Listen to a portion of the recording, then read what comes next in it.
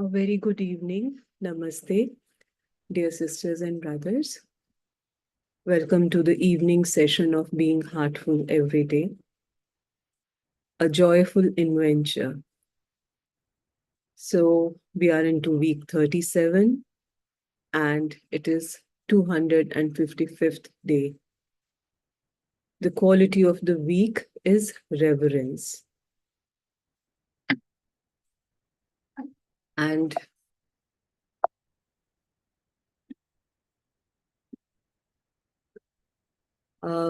we are going to read another article from Daji. And before that, I would like to remind you all to share the invitation for master classes and being heartful every day with your friends and family. So it is our little gesture of contributing into the big vision our master has of making heartfulness reach each and every household. So today we are going to read from the goal paradox. And this article was given by Daji.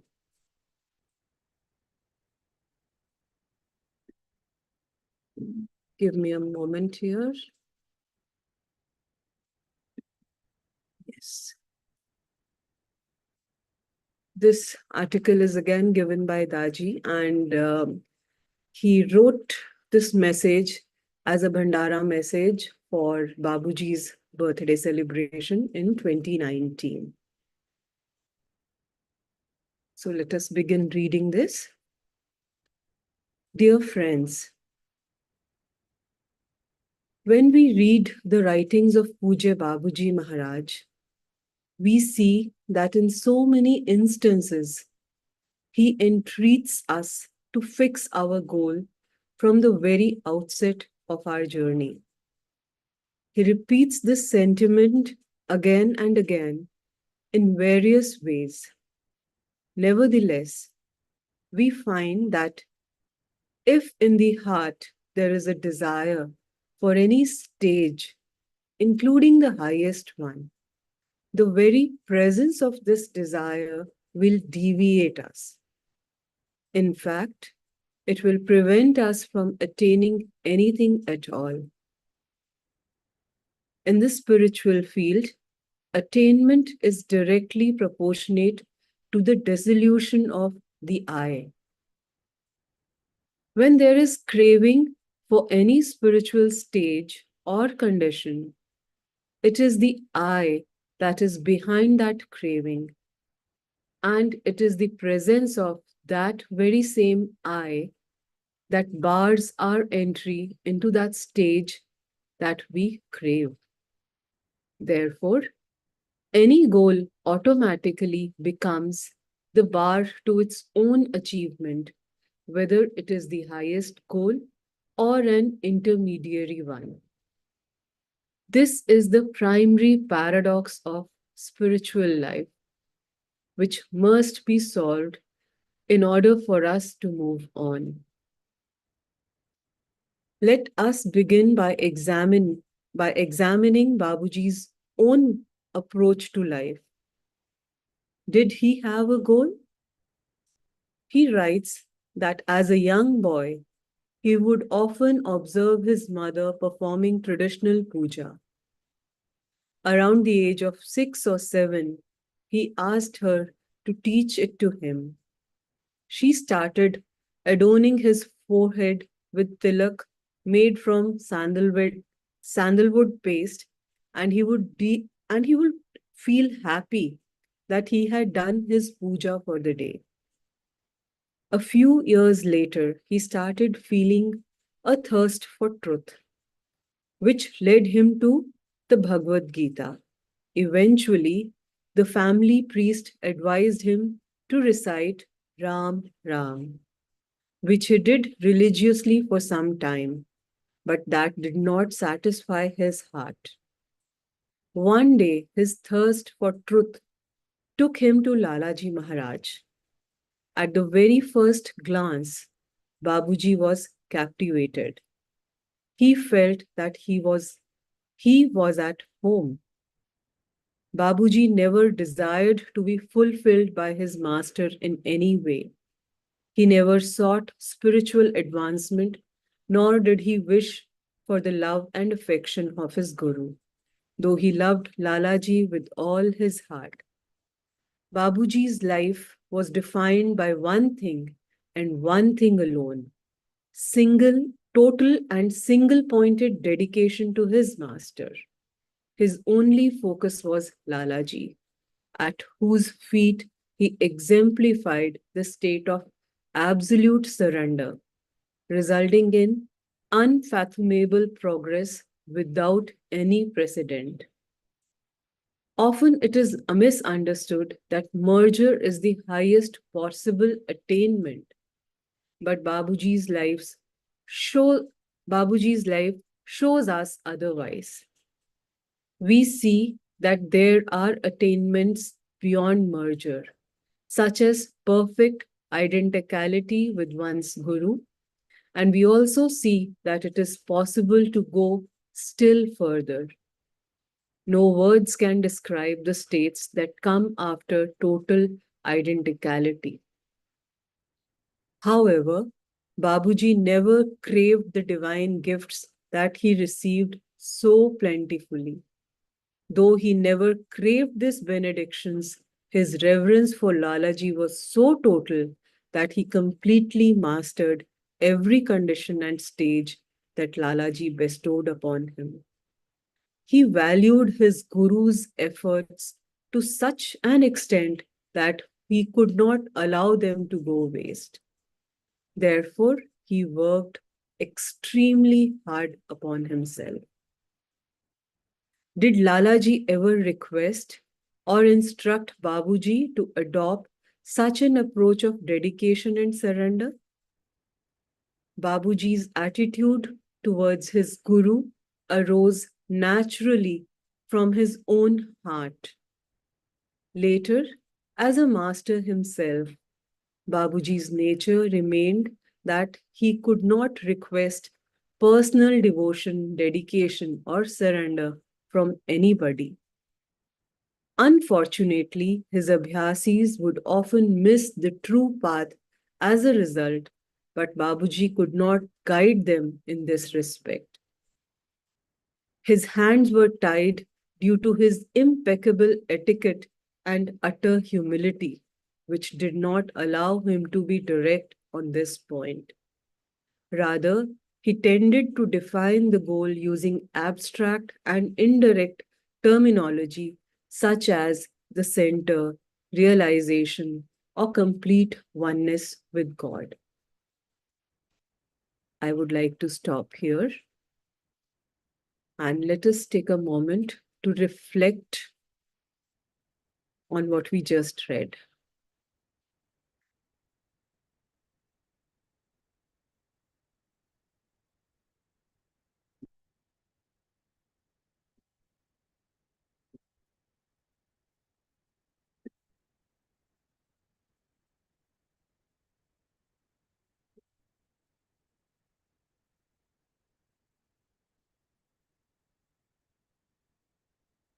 Let us now prepare ourselves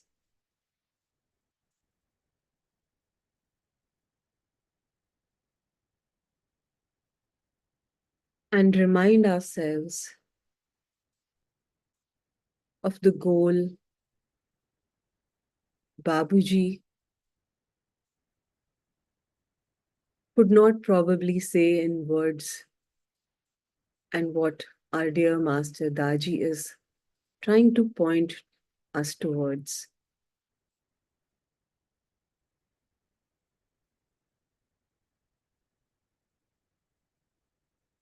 With that total dedication and surrender towards our beloved guide,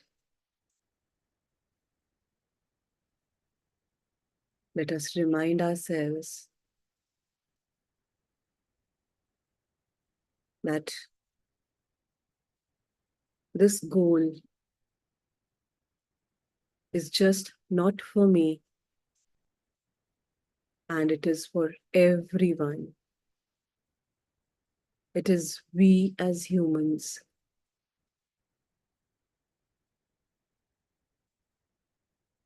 It is our goal.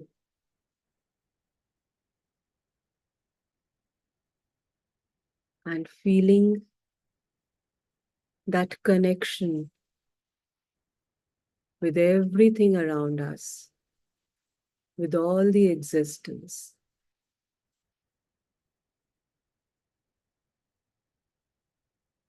Let us offer a humble prayer.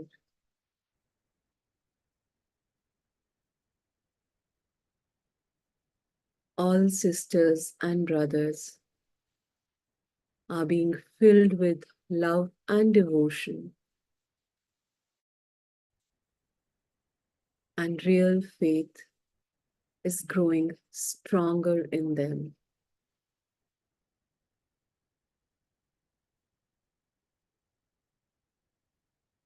सभी भाई बहन प्रेम और भक्ति से भर रहे हैं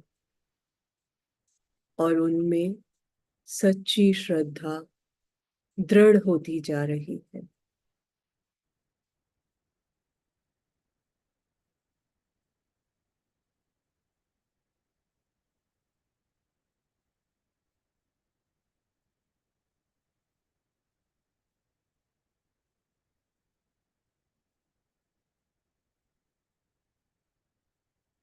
All sisters and brothers are being filled with love and devotion, and real faith is growing stronger in them.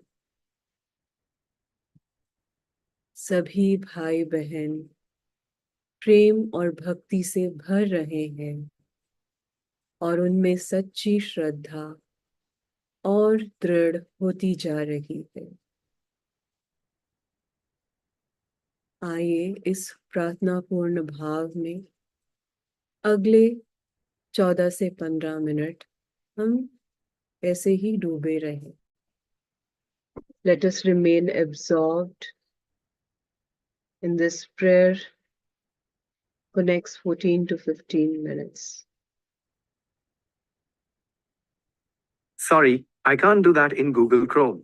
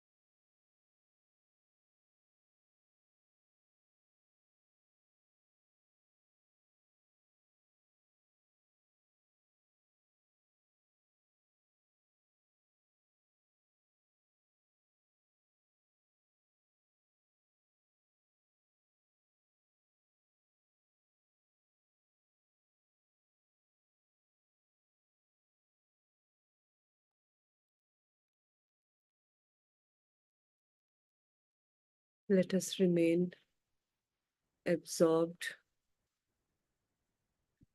in this prayerful state and not forget to do our prayer, bedtime prayer meditation, and also reflect on our day to day. May you all have a very restful and rejuvenating sleep at night. And let us remember to join tomorrow morning at 6 a.m. for the morning meditation session. Thank you so much.